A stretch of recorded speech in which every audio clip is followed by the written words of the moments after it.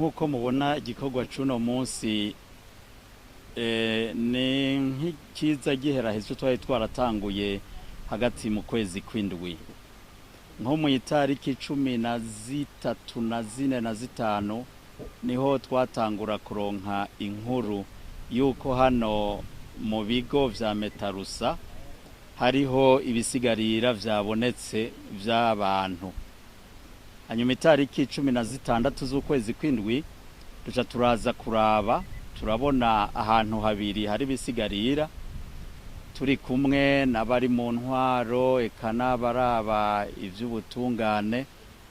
Hanyuma duca twiha ingingo yo kubanza guhagarika ico gikorwa c'uko bariko baraca umugende w'amazi.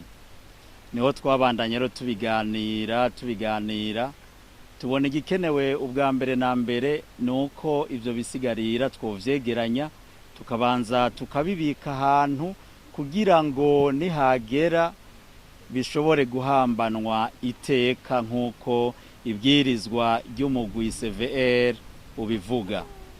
Rero uno munsi niho twahavuye duhashika, mwabonye ko twamaze kwegeranya ivyo mu ruhande rumwe yabonetse ko ari umuntu umwe. Ubu naho mubona ku rundi ruhande turiko turabandanya twegeranya ibindi navyo nyene twibaza ko ari vy'umuntu umwe. Nuko rero iki gikorwa c'uno munsi giheze tuza guca tugenda tubibikana iteka aho tubona bishoboka mu gihe turindiriye aho twasavye mu ntwaro mu barongoye intara bose ko boturonderera aho twoza turabika ibisigarira vy'abantu bitowe mu ntara iyo ariyo yose. Uburoca tuvyegeranya tubijane aho tuba turabibika twebwe nyene muri uwo mugwi.